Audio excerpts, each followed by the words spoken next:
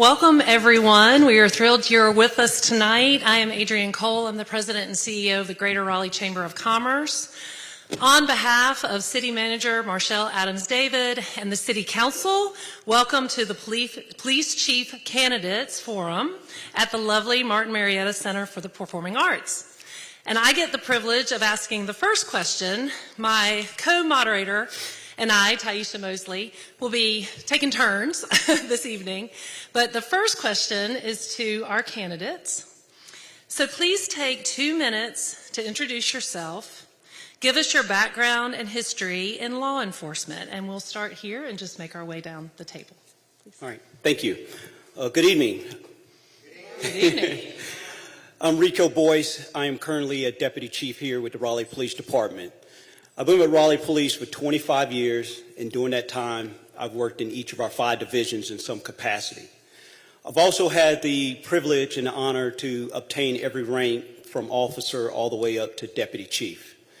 My 25 years here in the department, I've experienced the high of the high and the low of the low, but it's been a great experience that has positioned me for this position here today as Chief of Police. I will say I'm very community-based. If anybody know me, I'm out in the community. That has helped me be successful in this law enforcement career. I want to thank the City of Raleigh. I want to thank the City Manager. I want to thank everybody that poured into me to prepare me for this opportunity. But I've been here 25 years. I've done it all in the Raleigh Police Department. I've had a great time here. So I'm looking forward to answering your questions tonight, and thank you. Thank you.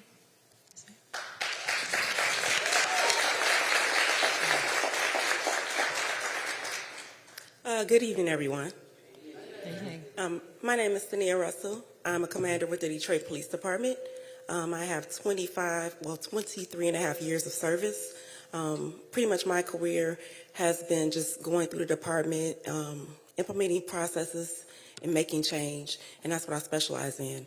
In the 23 and a half years of my experience, I've served in the patrol, administrative, investigative, budgetary, as well as just being innovative. That has gotten me here today based upon my experience and based upon processes, based upon mentorship, growth I've had along the way. And I just thank you all for putting me here in this position today. I look forward to serving and working with the community. Thank you.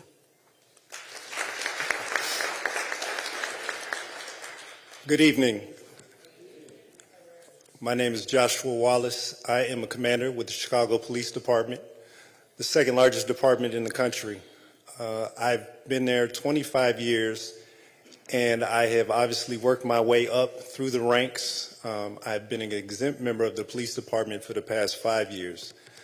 In that capacity, I was a district commander of a district on the south side of Chicago with a population of 100,000 residents.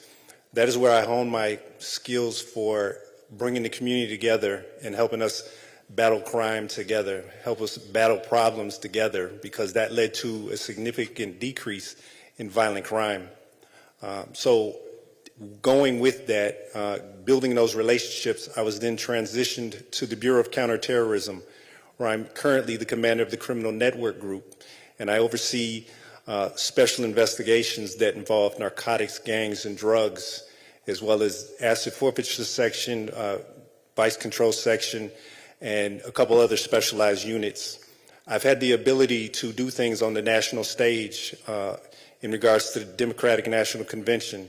I have a lot of interagency collaboration in regards to working with federal agencies to help us address crime concerns across every platform.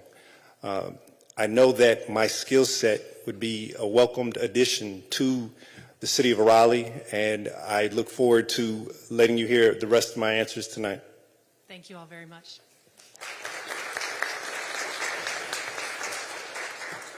Good evening, everyone. My name is Tiesha Mosley. I have the pleasure of leading the city's Department of Community Engagement. I'm also a native to the city of Raleigh, so I'm very honored to be here this evening to share the stage with this wonderful group of candidates. I have your second question. How would you describe your leadership style And how would this be helpful in guiding your role as Chief of Police? And we're going to start with you, Commander Wallace. So thank you. My leadership style is collaborative. I believe that in order to be an effective leader, everyone needs to have a seat at the table, whether it's executive management team or rank and file. Quite often when you give officers an opportunity to be part of the decision process or feel like they have a voice, you build morale and you get more out of them as it pertains to the goal. I'm also consider myself a vulnerable leader. I think it's extremely important to be vulnerable with those that you lead, because quite often, especially those who look up to the executive team in your department, they don't believe that you go through anything. They believe that that gold star on your chest makes you, superhuman. Unfortunately, they don't know. That's not the case. So I make it a point to meet with the men and women under my command and let them know the things that are going on in my life, letting them know that I can be an outlet for them, letting them know that I am there for them no matter what. So I think those are extremely important in the way in which I lead, both collaborative and having a vulnerable side as well. So I would describe my leadership style as transformational. Just with the number of assignments I've had throughout the Detroit Police Department, the opportunity to learn from others, the opportunity to build processes, make change and be effective, that's kind of what has shaped my career. But with that comes, of course, getting the buy-in. And that means getting the buy-in from the men and women that you serve. One of the things I had as a commander was a commander advisory board. During that advisory board, I will invite in my police officers, my sergeants and my lieutenants. So I want to hear from them. I want to hear what their concerns are. Going to roll call is one thing, but it's another thing to sit down and hear from them daily. I am an advocate of morale. In addition to that, I serve as the vice president of one of the unions in Detroit. It's the Command Officer Association.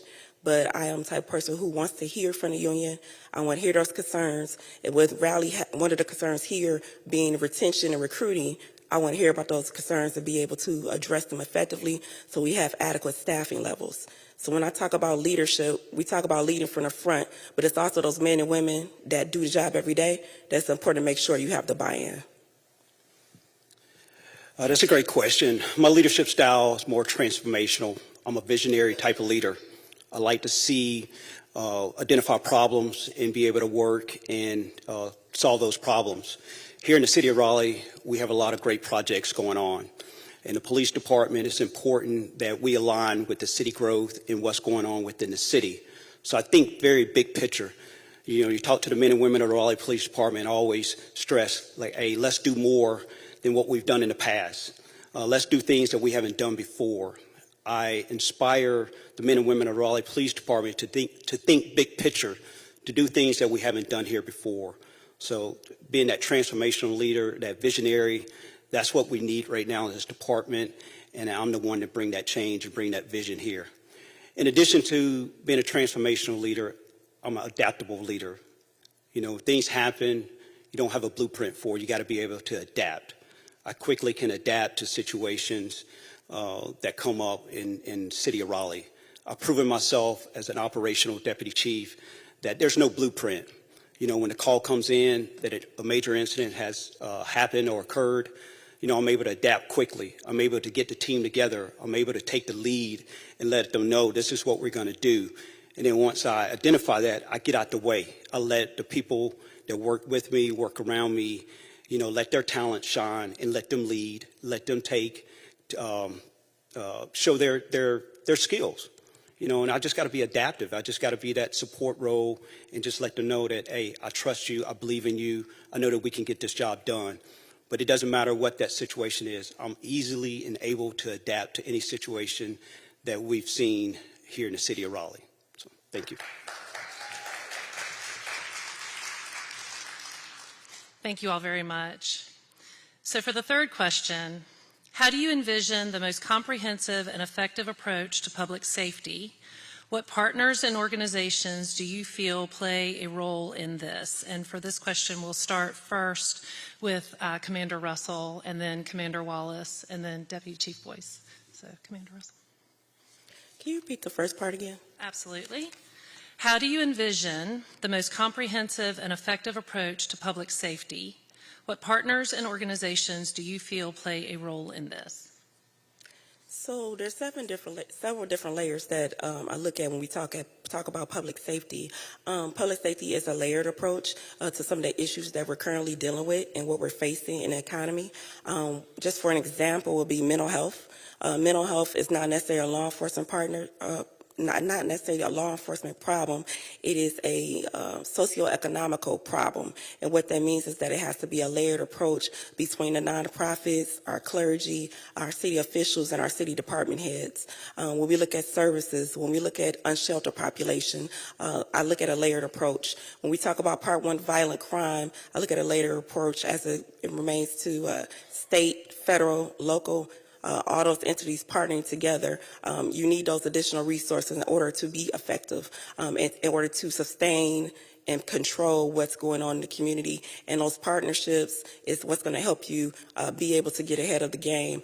When I look at policing, of course, a lot of it has to do with technology and building processes and making sure that we bring technology into the department, that we explain to our community why this technology is important, that they understand the educational component behind it and what we're trying to do and what the benefits remain as we push forward to get the community in compliance.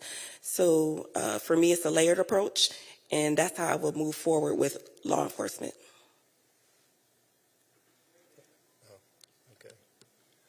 So there's not a one-size-fit-all when we talk about law enforcement and our approach to it. Quite realistically, we really have to rely on the community, and we need community buy-in. We are no longer in an era where we can arrest our way out of the problems and the ills of society. It is so important that we partner with community organizations, our nonprofits, our clergy, and come up with programs and plans that will not only make the community safer, but also bridge that divide between ourselves and the community, building up trust that's there. We talk about violence intervention. That is where we can get some key buy-in and some real results back. When we partner with those who know the communities better than we know those communities and can address those problems for us and head things off, so we're not looking at a violent epidemic in one part of the city or another.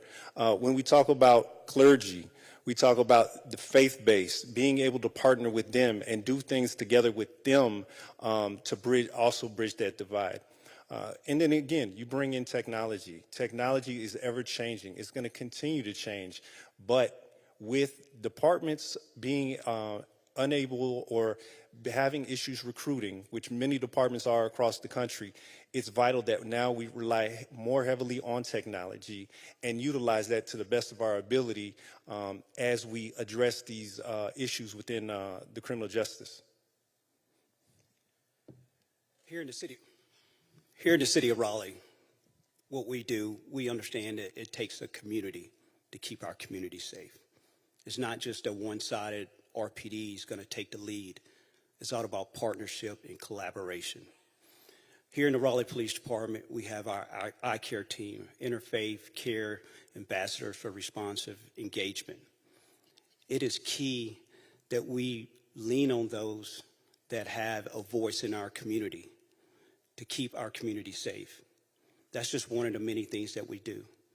In addition to that, we partner with Oak City Cares that deal with our unsheltered population. We understand that unsheltered individual may lead to criminal activity further down the line, so let's address the root causes. These two examples are just an example of how we partnership. It's not an enforcement thing. It's not a Raleigh police taking the lead. It's that we work together to make our community better.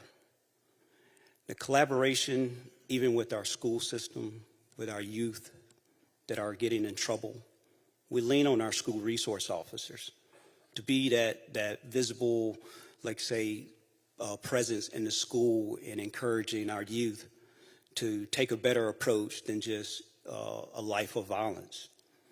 You know, this is a team approach, and that's one of the words that, you know, our current chief talks about. It's a team approach. Together we achieve more. We got to work together. In the Raleigh Police Department, we recognize that, and we're going to continue to do that, is lean on our partnerships, because we all have a shared interest in making sure that the Raleigh Police Department, or the city of Raleigh, is one of the safest places in this country. You know, you look at the accolades that our national publications, you know, put Raleigh as one of the best places to live. We all have a shared vision for that. So we lean on those partnerships or whatever to keep our city safe and work together, because it's a comprehensive plan where everybody has a seat at the table, everybody has a voice at the table, and our community is key in making sure that we are doing all we can as RPD to keep our community safe.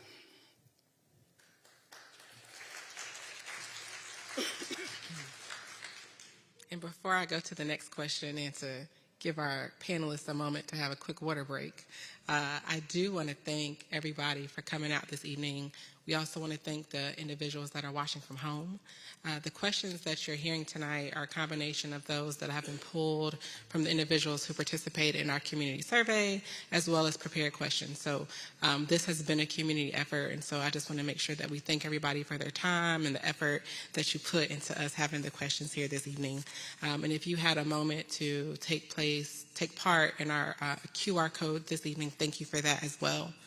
Did I give y'all enough time to get some water? Yeah, we can. Okay. All right, your next question. What strategies would you employ to build trust and transparency between the police department and the community? We're going to start at this end with you, Deputy Chief, and work our way back down. Yes, thank you. Great question. First, I want to acknowledge the importance of trust and legitimacy in policing. In the Raleigh Police Department, we strive to earn the trust of our community each and every day. That's why we're here, is to earn the trust so that we can work together to identify strategies to keep our community safe. One of the first strategies that I would do, and when we used to do this some years ago, I believe our Citizens Police Academy is one of the easiest opportunities to earn trust with our community. By bringing in our community, letting them see exactly what we do as a police department, giving our community the opportunity to ask us questions from the officers that are doing the job is so important. That is one of the strategies I would do. Second strategy is we have 6 police districts here in this city. I would like to have a Raleigh Community Connect meeting at all our 6 districts. And that will be on a monthly basis. And what that would allow is that dialogue, once again, back and forth with our community. We have to, as a police department, look for blind spots where we are operating in a silo. That's not good for this community. That's not good for building trust. So by having the monthly meetings, it gives our community the opportunity to talk to our district commanders, to talk to the officers, to talk to the detectives that work the cases in those districts. But it just breaks down the barriers. The last strategy, which I'm very proud of, which I started this when I was a district commander in the Southeast District, is what I call cops on the block. It gets back to just basic police work. And what that is officers go in the neighborhood when there's nothing going on as far as a crime. There's no enforcement activity. You go and you knock on the door and you introduce yourself to the person, to the resident. Hey, good morning, ma'am. Good morning, sir. I'm Rico Boyce. I'm an officer that works in your district. I want to explain to you some of the things that might have been going on in your district that you not be aware of. We did this successfully when I was a district commander in the Southeast District, and the community loved it. It was an opportunity for us to have a conversation and trust one another, or at least ask questions of one another when there was no crime going on, when there was no 911 call going on. So the temperature in the room was able to be sort of just lowered a little bit, and we were able to talk as people. The police was able to talk to the community like people. That's basic community policing right there. That's going all the way back to Sir Robert Peel in the basics of community policing. And that's what we did in the Southeast District, and that's what we did in the Downtown District. So that's the third strategy that I was using. And you can actually go Google and look it up if you want to. But I was very proud of that initiative or whatever, because I wasn't told by the chief to go do it. I just realized my time in the community and me running, talking all the time and running my mouth, but talking all the time, that's what our community wanted to see. They wanted to see that the officers, we're just human. We're just like you. But we want to work together to identify what the problems are. So that third strategy of cops on a block, that is a basic community policing, getting to know your community, getting to know the officer.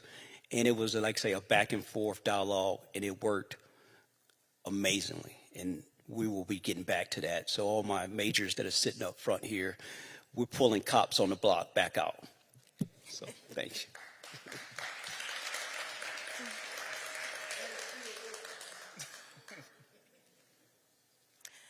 So I'm going to say, I'm going to go with transparency, accountability, and fairness. We talk about transparency, making sure that we're getting in front of our issues, our top issues within the community, and keeping them informed. We talk about our partners, of course, making sure that we get that information disseminated to our media partners, whatever little information we might have at that time. Obviously, we don't want to hinder an investigation, but we want to make sure that we are transparent with our community. We talk about fairness, being fair across the board, allowing citizens to be heard, allowing our community to give input on the things that we should be doing. Of course, and then we talk about accountability when it comes to disciplinary action, making sure we hold others accountable, because the community is going to hold me accountable, and I expect to be treated as such.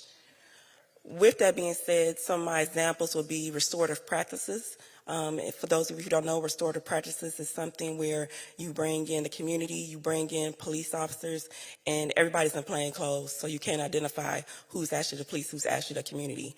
And we give role play scenarios of different things that happen, or if somebody was harmed. So if somebody in the community is harmed, they get a chance to let the police know how that made them feel.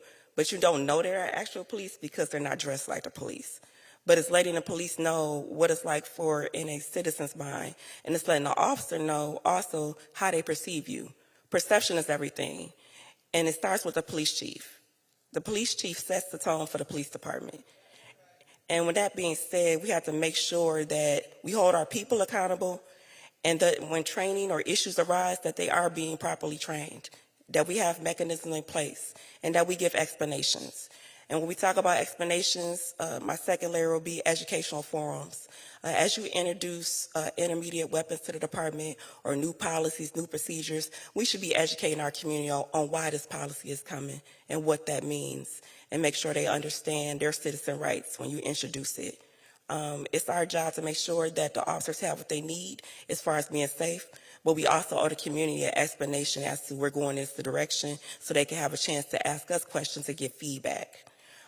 And lastly, of course, I'm going to talk about the Community Violence Intervention Program, which is basically partnering with our community to solve violent crime. So what that is that a lot of times our community has influence. They have credibility in the community. They can give us information we don't have. So what it is an exchange of information from an investigative perspective from the police department, and then of course from the community, what they're hearing on the street. And then that collaboration together can make us solve crime if we're able to build those relationships. And so if I'm selected for the chief of Raleigh, that's what we're going to be doing. Thank you.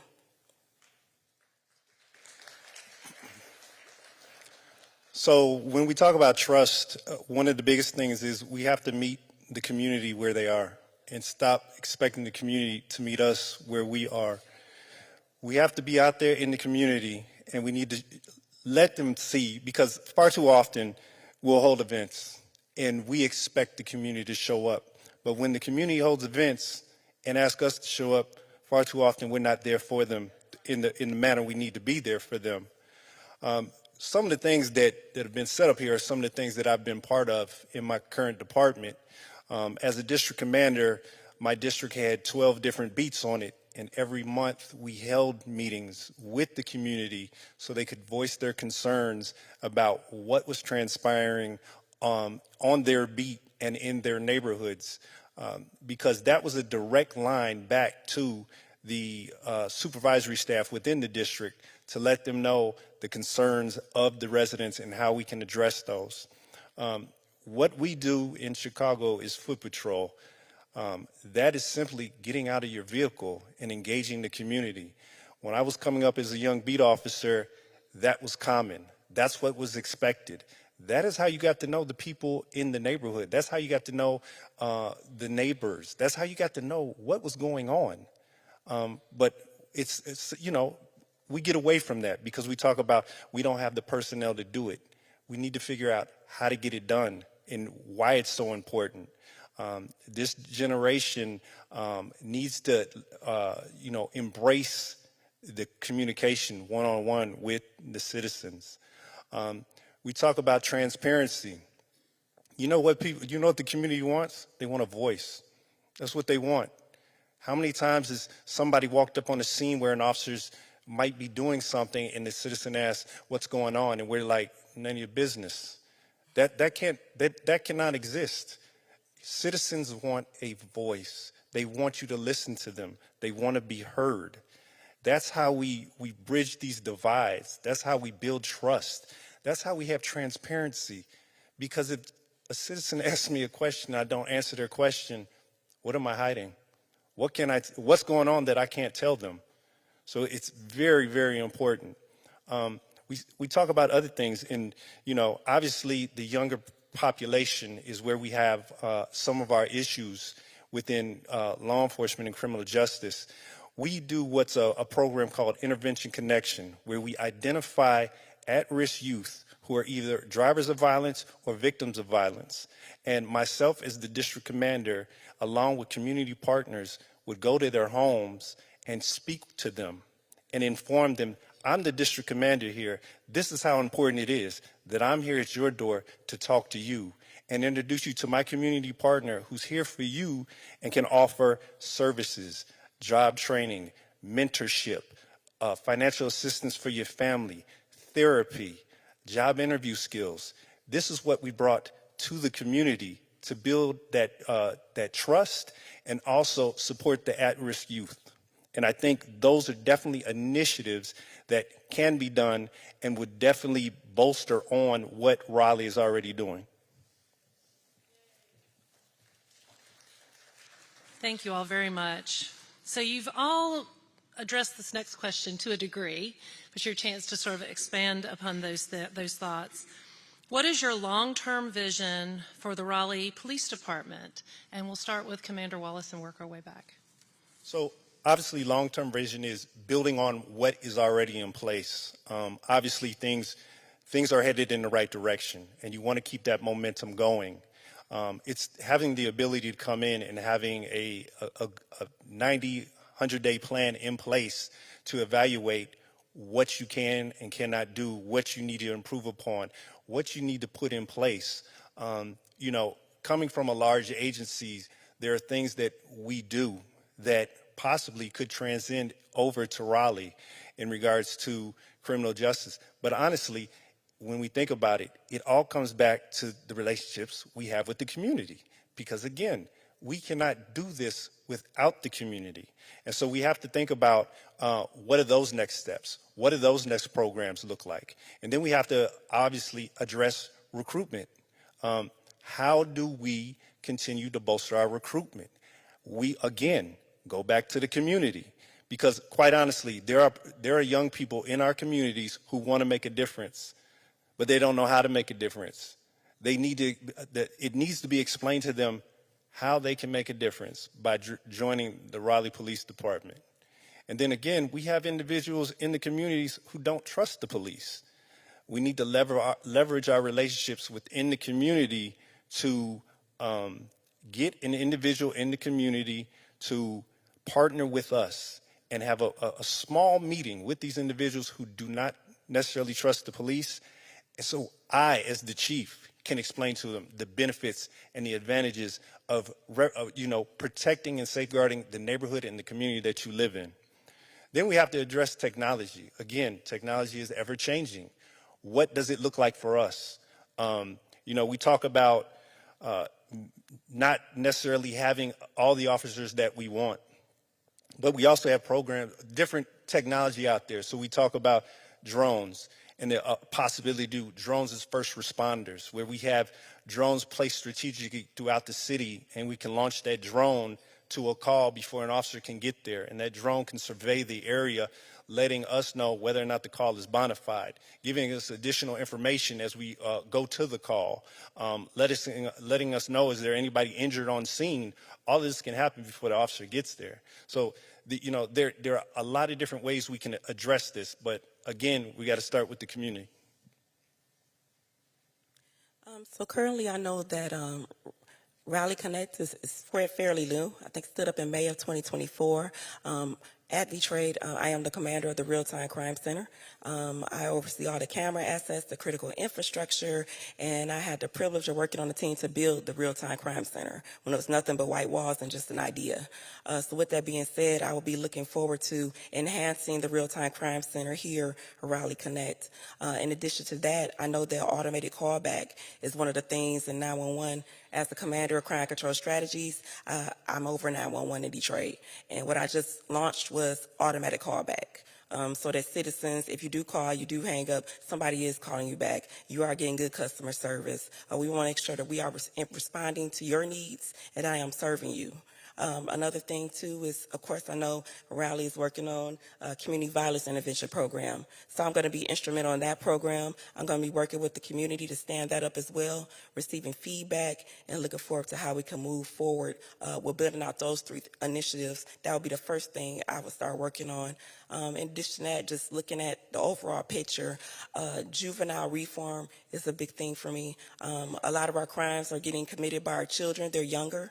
We need to make sure that we have programs in place to service them, more community programs, and we need to start getting in front of them when they're younger.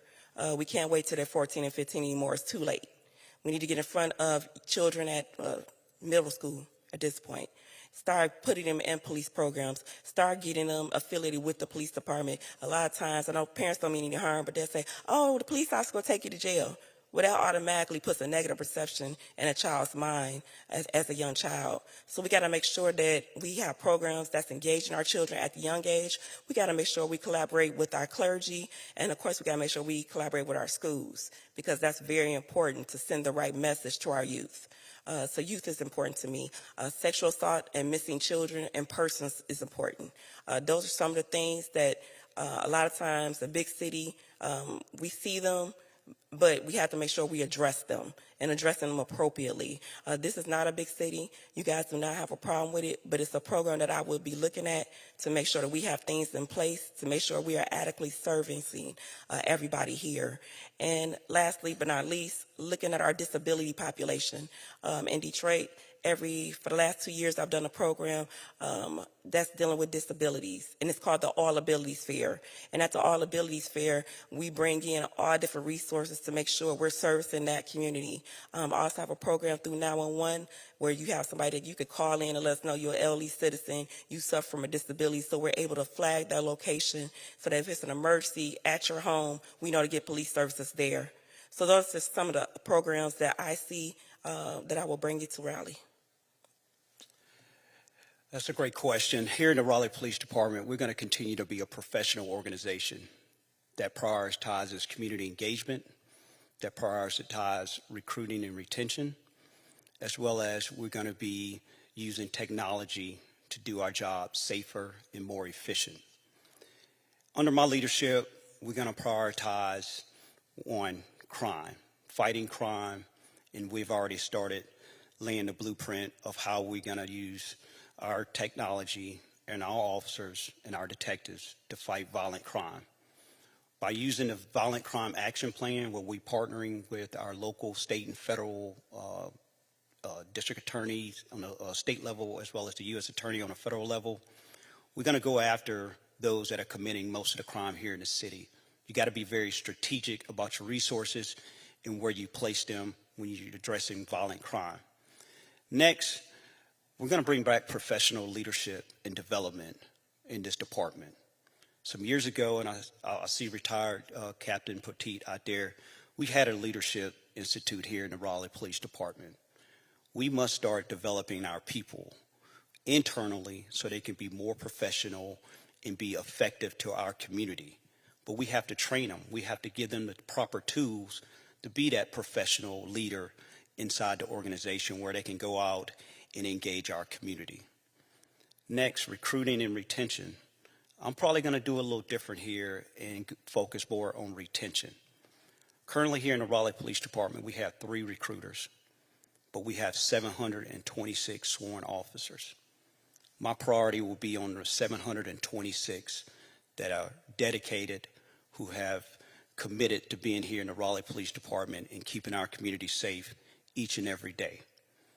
You focus on retention, those 726 are going to go out and be your recruiters, and we won't have a recruiting issue. We're going to continue with the recruiting bonus. Now that 726, they're going to get paid for going out there and selling this department and talking about how well we do things here in the Raleigh Police Department. They're going to highlight the training that we do here in the Raleigh Police Department. There is not an agency in this city, in this state, in this country that trains as well as the Raleigh Police Department. I will put our training up against any and every agency, whether it's Detroit, Chicago, LA, I'm just going to call it what it is. But it's the men and women in our training department that do all they can to make sure that our officers are prepared to address the challenges that we see here in the capital city. We are a growing city. We have to think big picture, but we have to prepare our officers, and that's where our training comes in at. And then community collaboration. All these nonprofits here in this great city of Raleigh, all the fraternities, sororities, the D9 organizations, I'm going to collaborate and ask for you to be the mentors, to look out for our youth, provide some positive role model to be a positive role model to our youth. Community collaboration is going to be at the forefront of the Raleigh Police Department. That's my vision. Because I understand that if we can partner with civic and public organizations to handle that part, the Raleigh Police Department can do what they do best, and that is fight crime. We can focus on fighting crime and keeping our city safe and remaining one of the best cities to play, live, and learn. That is my vision for this department. We're able to do it, but we're able to do it because we have great men and women here in the Raleigh Police Department. And I want to make sure that they're a priority and that they know as their chief that I support them going out there and doing the right things each and every day, protecting our community, collaborating with our nonprofits, our civic organizations, our schools, businesses, doing all that so I can go out there and or the officers can go out there and really focus on those that are committing these crimes in our city. So that's my vision. With me as the leader, we're going to get there. Thank you.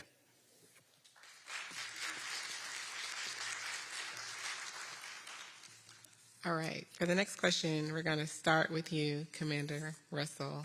Then we're going to come back to you, Deputy Chief, and then you'll round us out, Commander Wallace.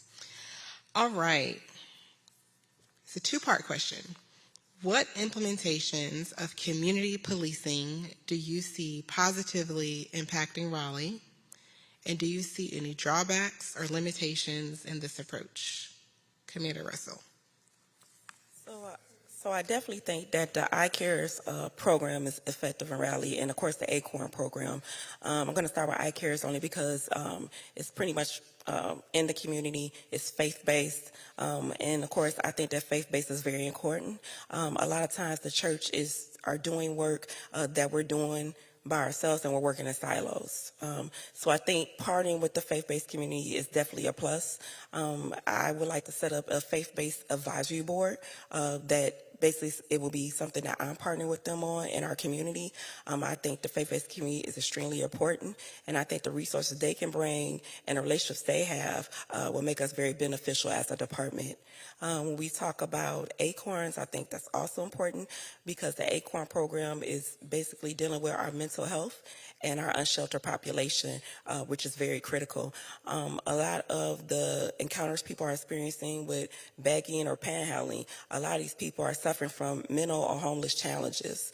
And that's why it's important for us to have remedies in place to service those individuals, not taking them to jail, but getting them the services they need.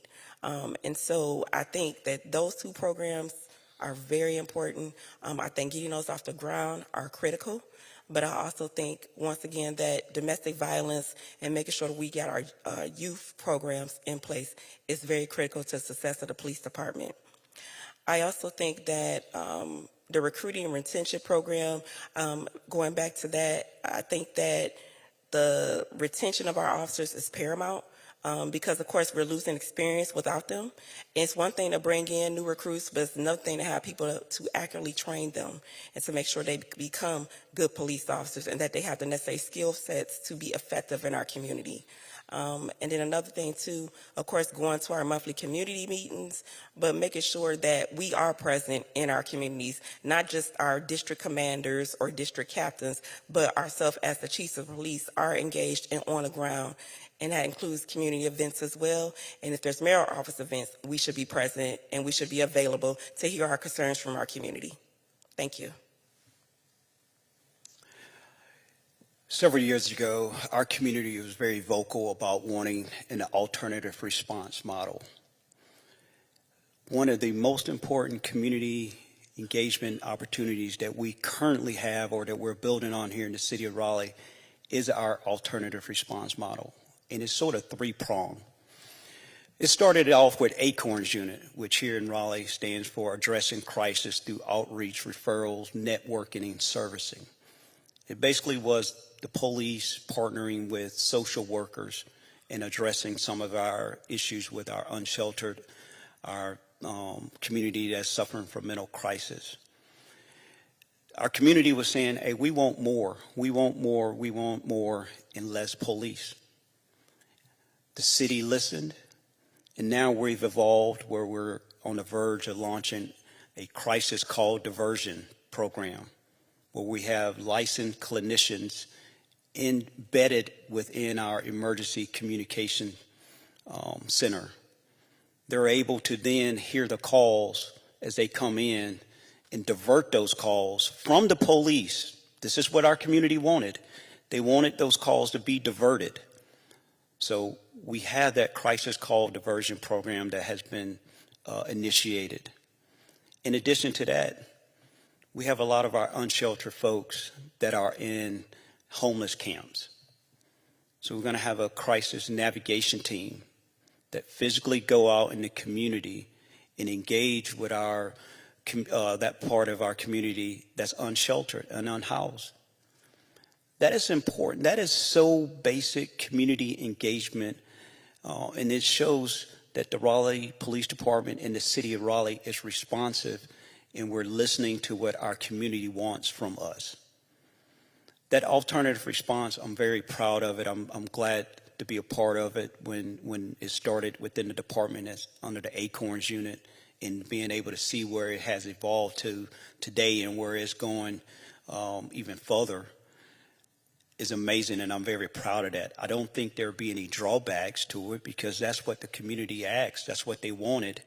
And the city leadership was very listened, and we have put this team together, and it's going to pay off dividends in keeping our community safe as well as engaging our community. You know, our housing and neighborhood, they have done an amazing job in finding, like, say, shelter for the unsheltered here in Raleigh. All these things of non-law enforcement or non-enforcement type activity that is only building trust with our community because we're partnering with these other city departments and we're approaching it as a team approach. It's not RPD taking the lead. It's not housing and neighborhoods taking the team. It's not the crisis or the CARES unit taking the team. We're all working together. So that one community program right there, I'm very proud of, because for the community, it should show that our city leadership and those within the Raleigh Police Department are listening to you, what you want from your police department and what you want from your city government. Now, there's many more. I was told I only have 2 minutes to talk on a question, but that's one thing I just wanted to highlight of what we're doing as a department as well as a city from a community engagement program that I believe will be very little drawbacks and more pluses and positive things for our community. So coming from a department that has a co-responder model, I have to echo Deputy Chief Boyce's praise for the implementation of that program. I come from a department where many, prior to a co-responder model, many of our interactions with those having a mental health crisis were turned into situations that we did not want. The not being able to use de-escalation techniques, having the crisis go from 5 to a 10 rapidly, or having to use of force when we know that had a clinician responded instead of law enforcement responded, there would have definitely been a different outcome. We can't say enough about this, but that also goes to the importance, while we do have a co-responder model, ensuring that all of our officers are also crisis intervention trained. Because when you do have a co-responder model, there may not always be that opportunity to ensure that that clinician responds and not a uniformed officer. But without a doubt, that program has its merits. It is definitely something that has been vital to many organizations across the country, and having seen it and experienced it myself, I know that it does work. When we talk about the unhoused population as well, ensuring that we continue to have programs that address these issues. Many times we don't realize that a lot of this is centered around mental health, and having that co-responder model as well, also engaging those who are going through mental health crisis, who are unhoused, will get us different results as well.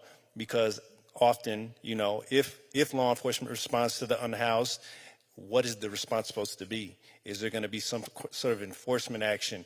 That's not what we're looking for. We're looking for solutions. And again, it's a all hands on deck approach, because you have different departments in the city that you can team with and partner with to address these certain issues within the community. There are no drawbacks to these programs. You know, we also always say, well, what if we run out of funding? Programs like that, you're going to find the funding. You're not going to run out of funding. If you need grants, you're going to get those grants. When you see the benefit of a program, of a co-responder model, it will always be in place. It will always be funded, and it will be an example for, you know, across the nation as to look how Raleigh has transformed this, and look at their co-responder model. So again, definitely something that's exciting to have. Thank you all. Like many cities, Raleigh is facing a slight increase in crime. What strategies would you propose to reduce crime and gun violence in the city of Raleigh? And we'll start with Deputy Chief Boyce and make our way down. Yes. Here in Raleigh last year, we had 24 murders. And as the men and women of the Raleigh Police Department, we were able to solve 100% of our homicides here in the city. Thank you. We got there by just, one, going back to collaborating with our community. My strategies as the chief of police about addressing violent crime is we're going to start with our violent crime action plan. And what that entails is that, first of all, we come to the table with our local, state, and federal partners in identifying who is committing these crimes in our jurisdiction. You got to be very strategic and about the resources that you have and where you're going to place them. I don't want our officers out here chasing around somebody that might have stolen something from a store when we have people that are shooting other people. So we're going to focus on the worst of the worst through our partnerships with our local, state, and federal partners. Next, you got to look at the data, what the data and the intel is telling you of where these crimes are happening. And you got to be in those places to prevent those crimes from happening. City of Raleigh is a big city, 149 square miles of jurisdiction. That's a lot of area to cover. Well, you got to make sure you have your resources in those areas where that crime is occurring. Next, you got to partner with the community. Folks in the community know who's doing this crime. They know who's doing the shooting. They know who has the guns. They know who have moving guns and selling drugs in their community.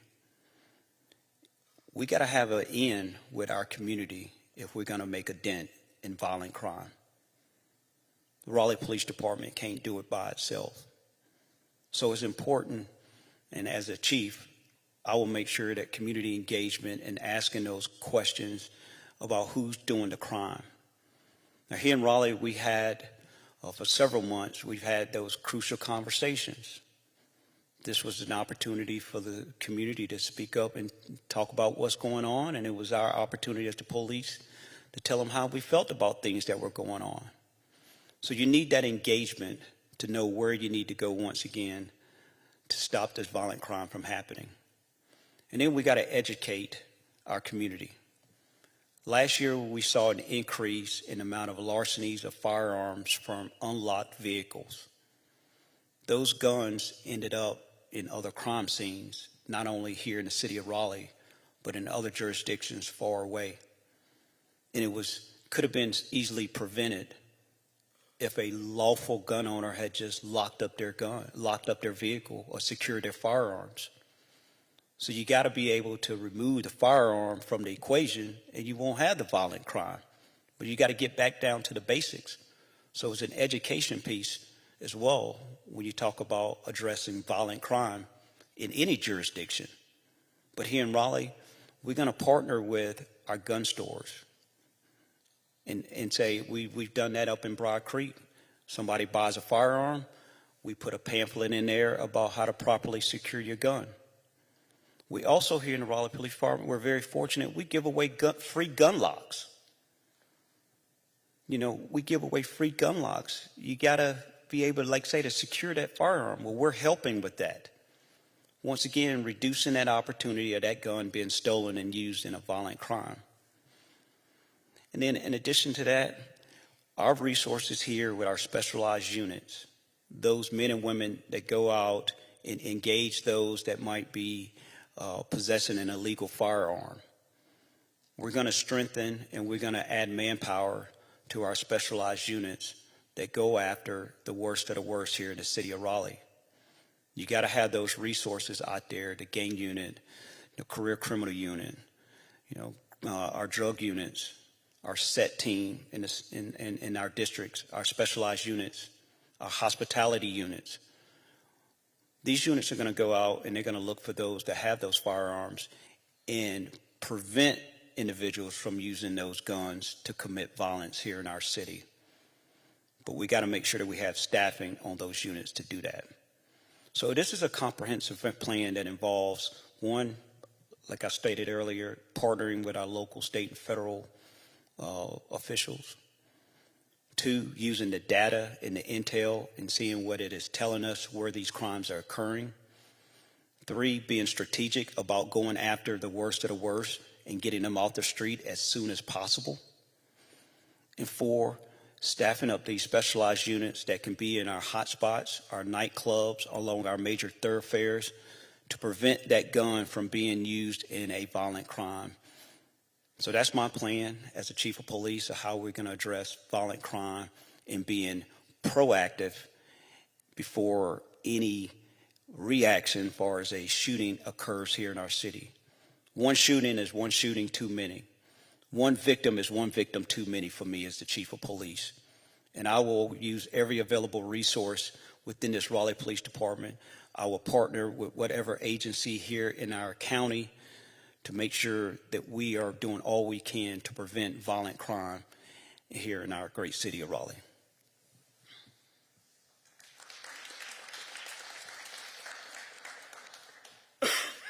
So, of course, I'm going to start looking at the data. I believe the data is very informative. It tells you where to go and how to look at your crime. Being in the Detroit Police Department, we study crime daily, weekly, bi-weekly, monthly, quarterly, year to year, year to date. We look at all the crime. And with that being said, there's been a number of different things, particularly focusing on your Part 1 violent crime, which are non-fatal shootings, your aggravated assaults, and your homicides.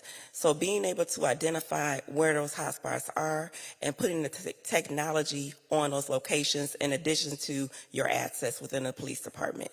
So I'm going to start with the data. And then, of course, I'm going to partner with my federal, state, and local partners, whether it's a PSN grant, which is a public safety, working together in the neighborhoods, those type of grant-funded projects that's out there in order for us to target violent crime and making sure that we have a comprehensive plan, as well as hearing from our community, trying to see from them where this crime is taking place and how to deploy and telling us who the players are, because that's what's important. We got to be able to know who they are. Another thing, too, is being able to have a list of who the top offenders are.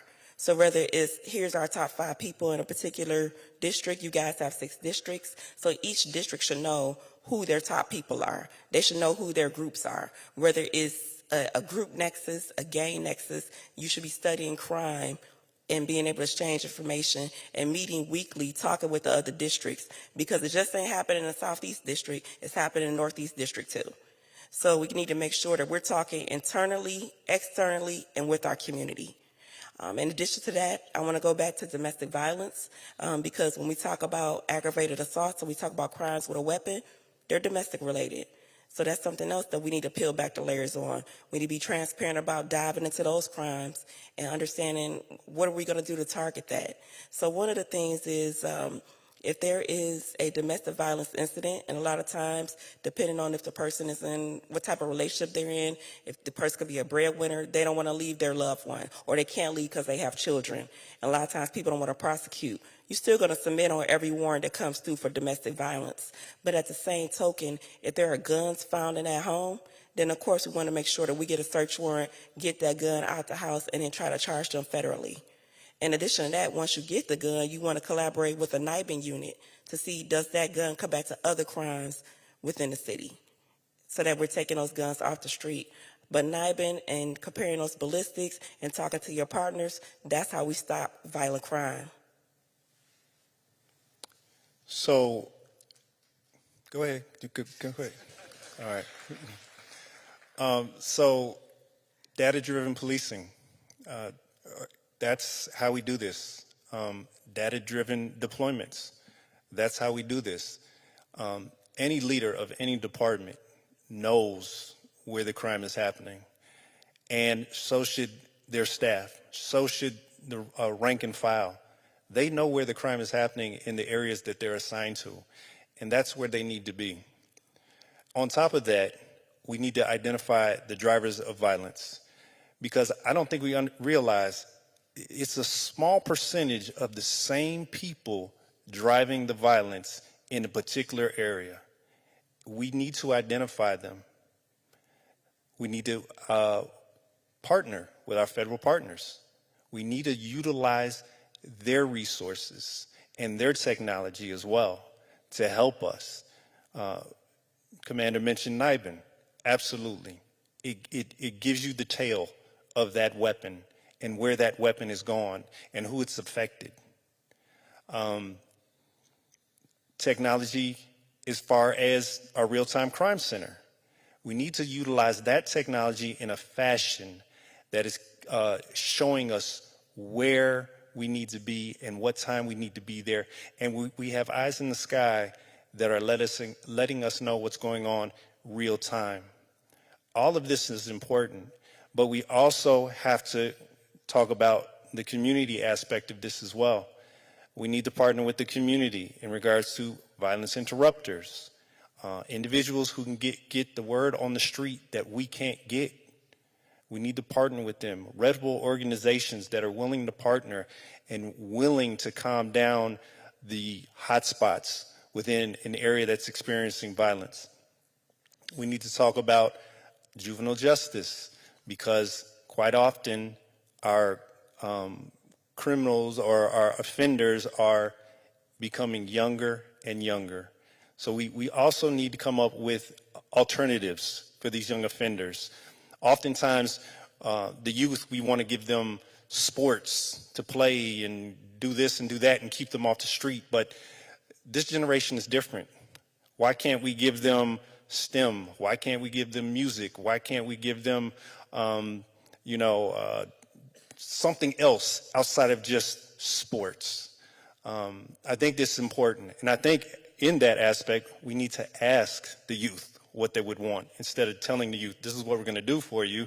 We want you to show up. Please do it.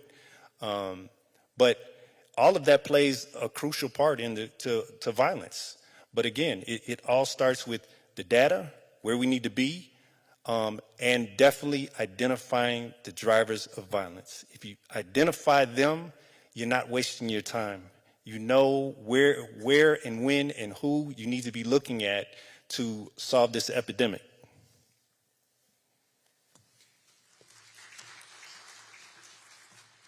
We have 2 more questions. I know y'all are wondering where we are on the list. We have 2 more questions, and we're going to ask that you keep your responses between 1 to 2 minutes to get to these last 2 questions, okay?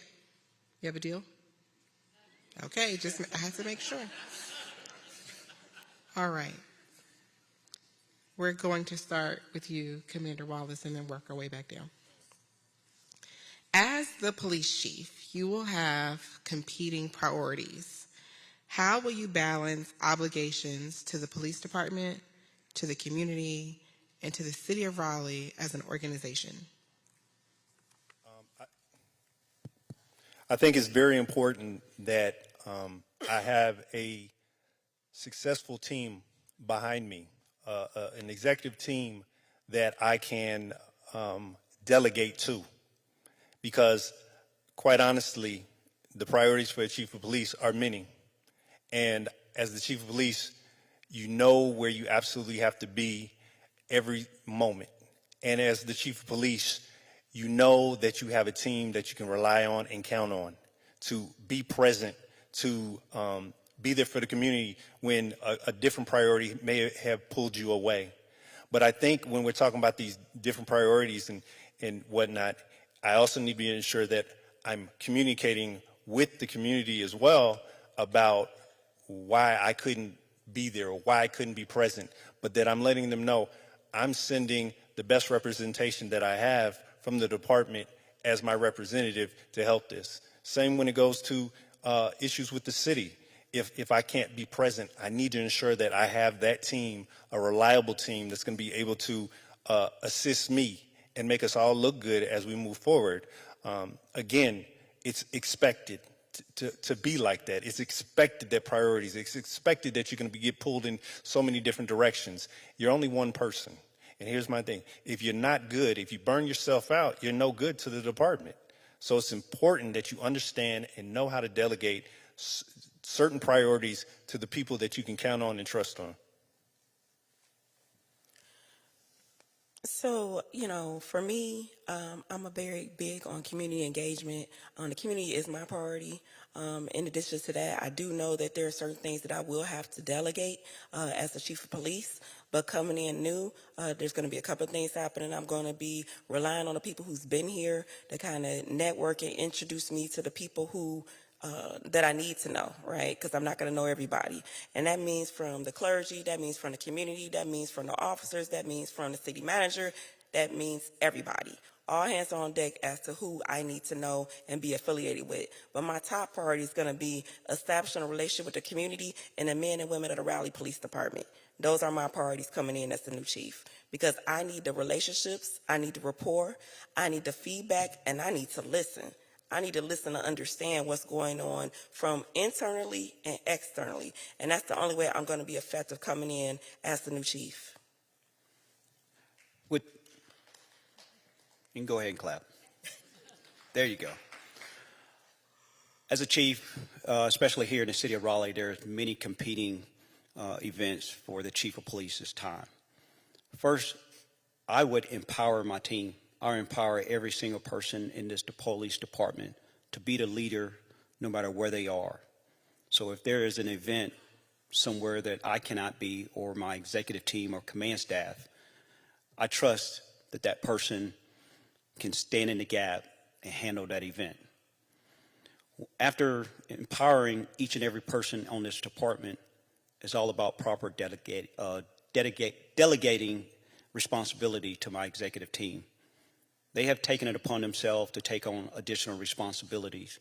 It's my job as the chief of police to make sure that I place them in positions where they're going to have to use their expertise to be that deputy chief, that major, and stand in the gap when I can't be there as the chief of police.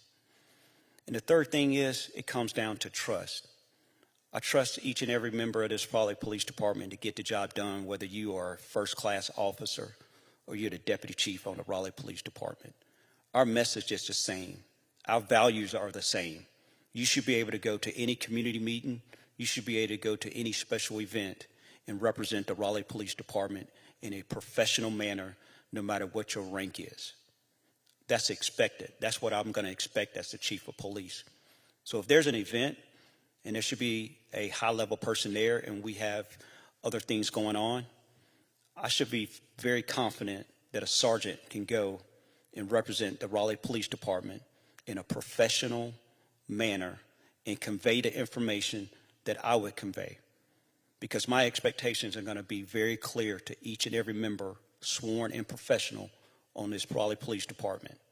And anybody should be able to go out in the community or go to any event and relay that. So trust, dedication, delegating, and empowerment is what I would do as the chief of police when those competing events come up. We're all one team, we're all one department, and we're all going to have one message when we go and interact with our community. Thank you.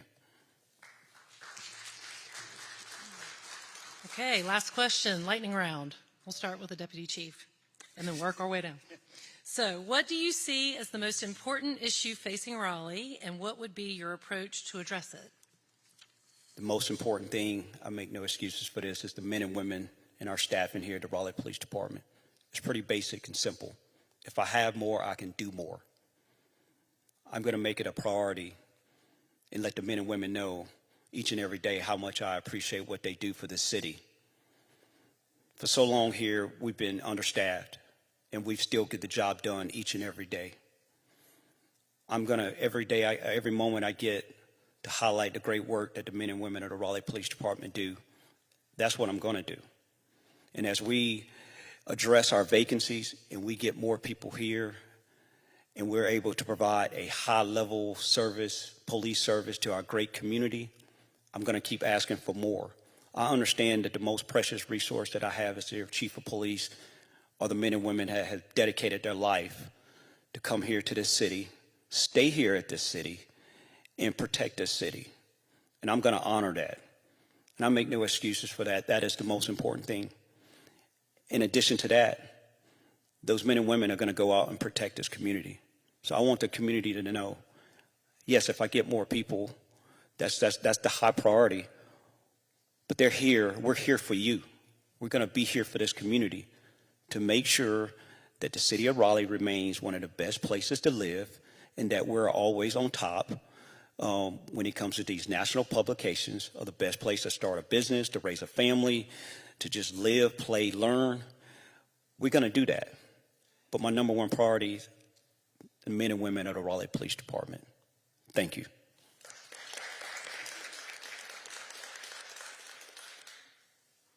So I concur with the deputy chief. It's going to be retention and recruitment and officer wellness. We talk about retention. The reason why I'm saying retention first is because I want to take care of the people who's been here, because they've been serving this community. They have a relationship with this community. It's my duty as the chief of police to make sure I take care of the people that's been here, and they're going to help me bring in some people along the way. So I think we should service the people with retention first, and then of course at the same time while bringing in new members, it costs money for training to bring in new people into the department. You spend a lot of time and a lot of dollars, and if you're not paying them, they're only going to go somewhere else. And I keep hearing that Raleigh is the best trained, it's the best trained in North Carolina. If that's the case, then we need to make sure we're giving them what they need to be here and to stay here. So that's going to be my priority. But when we talk about retention, we talk about recruitment, we got to make sure we keep our officers sane. And what I mean by that is if you're working doubles, you're working secondary employment, we got to make sure that they're okay, that they have what they need. The problems that they're facing at home, if they're having marital problems, that we have people to support them while we're making this transition, because we're constantly putting more things on them, but what are we doing to make it better for them? So retention, recruitment, officer wellness. So you're only as strong as your team or so obviously it comes down to personnel, and it's so important that your personnel are taken care of.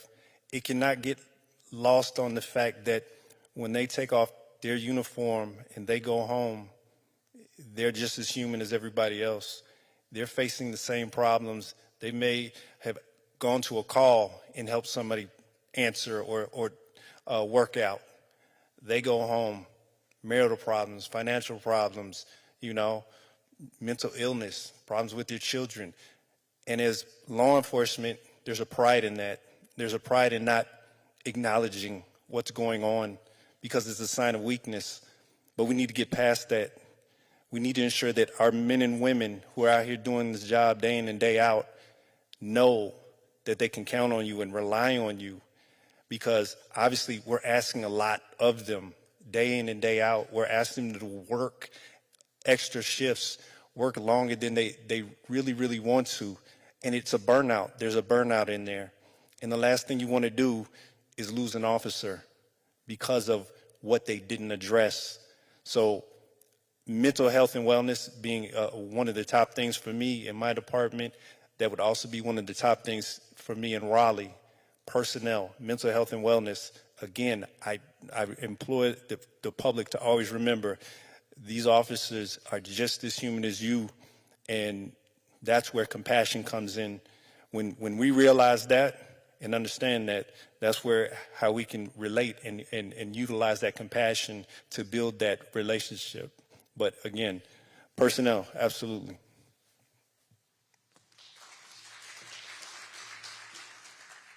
So I know we made a deal, but we do have one more question. We want to give each of you, and it's really a statement, we want to give you the opportunity in 2 minutes to share a wrap-up, to tell us any parting words or anything that you want these fine folks in the audience or watching from home to remember. And with that, we're going to start with you, Commander Russell. I knew you were going to say that. So, I just want to kind of go over, some of the initiatives that I've talked about tonight. Number one being retention and recruitment. Number two being domestic violence, sexual assault. Number three being unsheltered persons, mental health. Those are the issues for me, and of course, juvenile reform. One of the things I did when I worked at the 9th Precinct, number one, the 9th Precinct is one of the most violent, busiest precincts in the city of Detroit. And I was the commanding officer there, and I worked there as a young police officer for 3 years of my career. And with that being said, one of the things I did to understand and bring in community programs was I looked at the census. What was the census makeup of the 9th Precinct? Because as we all know, every district has its own little world, right? So what happens at Northeast, what happens at Northwest, what happens downtown, they're all different, right? They have their own combination of problems. And so the 9th Precinct was unique because Detroit has a 46% illiteracy rate. Well, in the 9th Precinct, they had 11.9% illiteracy rate, which contributed to poverty, which continued to gangs. We had a lot of moms, single-parent moms with no fathers in the home, which contributed to gang violence. Poverty-driven people, not being able to read. So one of the things I had to focus on is what programs can you bring to that community? And then you got to look at what are the socioeconomical factors that's driving violent crime. Well, those three alone is driving your violent crime, right? Because those contributing factors brings crime. So a lot of times we have to do our research as commanders, as chiefs, as assistant chiefs, we had to know what's going on in our districts and our precincts. So that's the first thing I would start with in Raleigh is really dissecting and researching. Yes, I read a lot of things. I understand a lot of processes that's happening, but I think that's very important and it's unique. So after you go through and look at what is the makeup, what are the issues, now we come back to the community. What has been the follow-up and what do I need to do? What is your expectation of me as a police chief? What do you need me to do? And I got to be willing to listen. Listening is everything because listening is going to direct you into the right direction. And a lot of times people come in from the outside, they may change too early. They may change abruptly. I'm not saying you're not going to make change, but make sure you make the right change. So I appreciate the time that I've had here in Raleigh. I appreciate the city officials, the city manager, the mayor for bringing me here to share and listen to my views on policing. But most of all, thank you to the men and women of the Raleigh Police Department for what you're doing because you got some challenges with recruiting and retention. And I want to let you know I appreciate what you do coming from a major city, and I know what that means. So thank you, and thank you to the community.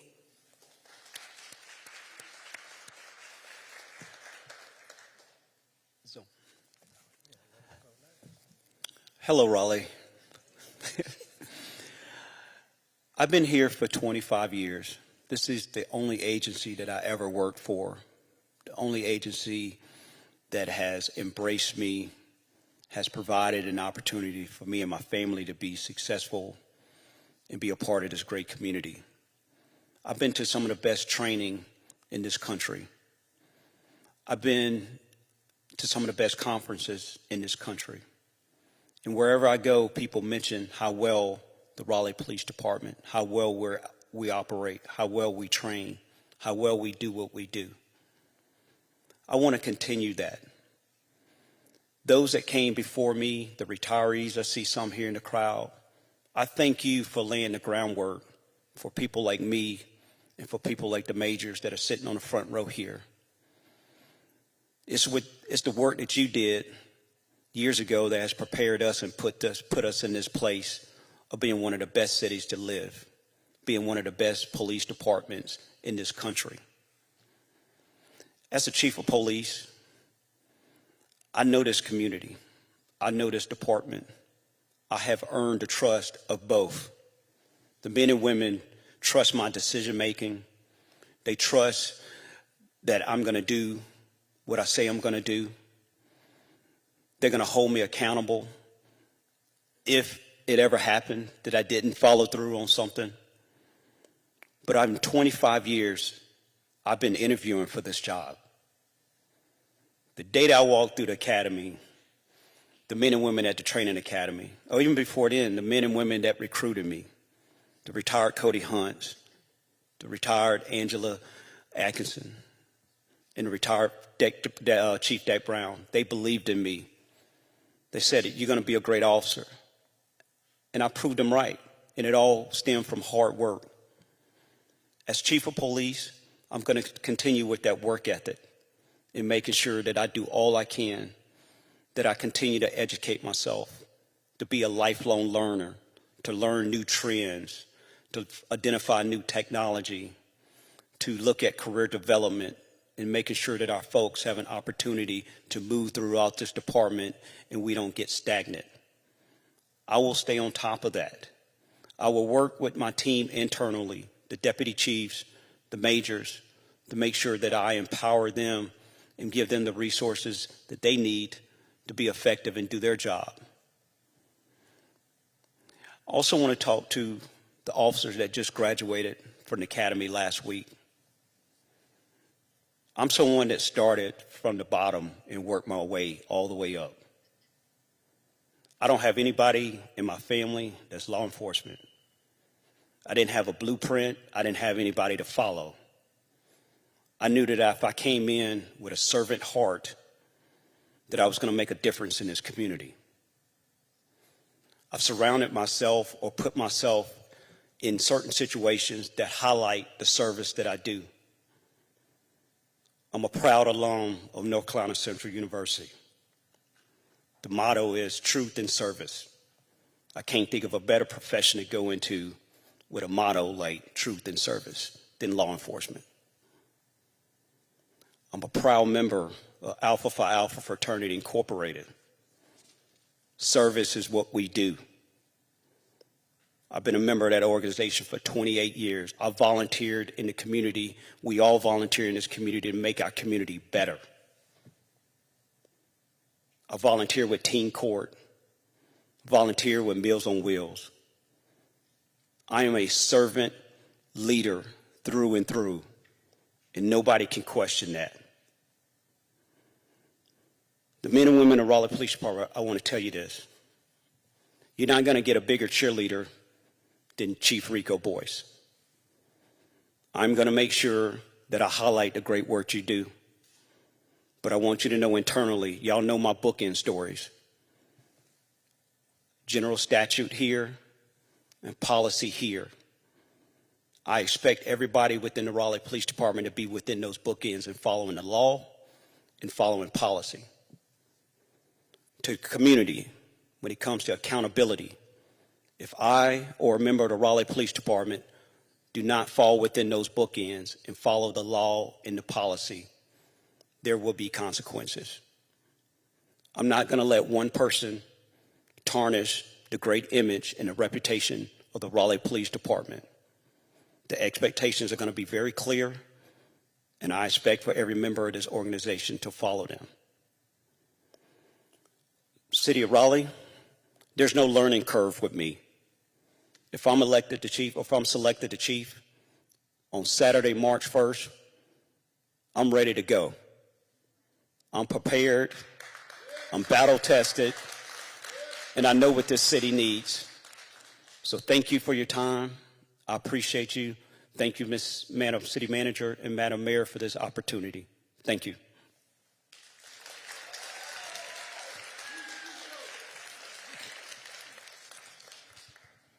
That's not fair, but I just want to say thank you for having this opportunity to come here and talk about who I am, talk about my philosophy, what I see for Raleigh, what I see for law enforcement in general.